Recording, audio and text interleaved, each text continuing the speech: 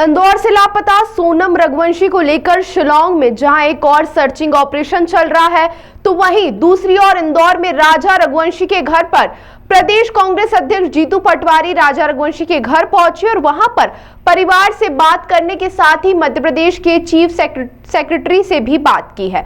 बता दें, इंदौर से हनीमून पर गए राजा रघुवंशी और उनकी पत्नी सोनम रघुवंशी 23 मई को लापता हो गए थे, जिसके बाद राजा रघुवंशी का शव वहां पर 10 दिनों के बाद मिला, लेकिन उनकी पत्नी सोनम रघुवंशी का अभी तक कोई पता नहीं चला है, जिसको लेकर शिलांग पुलिस पूरे मामले में सर्चिंग अभियान चला रही है। तो वह इंदौर में रहने वाला परिवार लगातार सीबीआई जांच की मांग कर रहा है। साथ ही आज प्रदेश के कांग्रेस अध्यक्ष जीतू पटवारी राजा रघुवंशी के घर पर पहुंचे और वहां पर उन्होंने परिवार से बातचीत की। इस दौरान उन्होंने कहा कि मैं कभी शिलांग तो नहीं गया हूं, लेकिन जिस तरह से वहां की खबरें आ रही हैं वह काफी हैरान करने वाली हैं। परिवार वालों ने कई तरह के आरोप लगाए कि वहां पर सही रूप से कार्रवाई नहीं हो रही है, जिसको लेकर जीतू पटवारी ने मध्य प्रदेश के चीफ सेक्रेटरी से भी बात की। तो वहीं उन्होंने कहा कि वह एक पत्र भी लिखेंगे ताकि इसकी सीबीआई जांच हो सके, और साथ ही केंद्रीय मंत्री शिवराज सिंह चौहान ने भी परिवार से चर्चा की और सोनम की जांच पड़ताल के साथ ही अब सभी की निगाहें सीबीआई जांच पर टिकी हुई है ताकि दंपत्ति को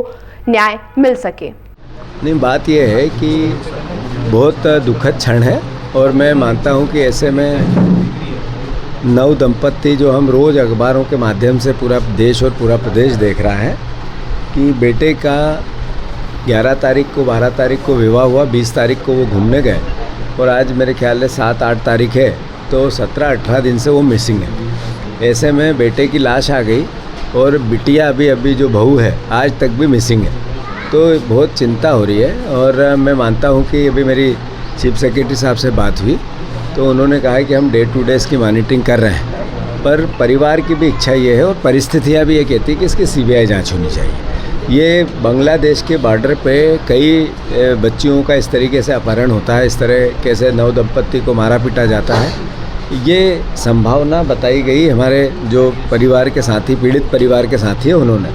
तो मैं कभी शिलांग नहीं गया, उस हिस्से में नहीं गया, पर चूँकि ये 15 दिन से वहाँ सर्च करके पुलिस के चक्कर काट के प्रशासन से बात कर के अलग अलग तरह की सारी संभावनाओं को देख के आए हैं, तो इनका मानना है कि बिना सीबीआई जांच से इस पूरे प्रकरण का पर्दाफाश हो नहीं सकता है। बेटे की तो जान चली गई पर दूसरों का कुछ नहीं हो, एक बेटा खो दिया और किसी दूसरे का बेटा बच जाए, इस भावना से सीबीआई जांच होनी चाहिए।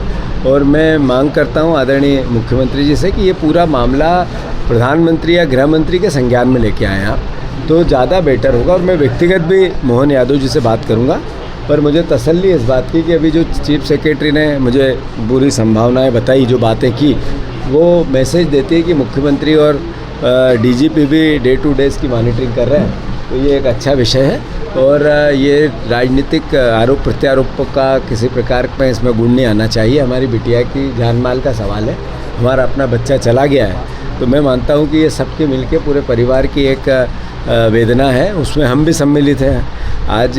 तो मैं सिर्फ और सिर्फ इतना सरकार से आग्रह करता हूँ कि इस पूरे प्रकरण की सीबीआई जांच हो।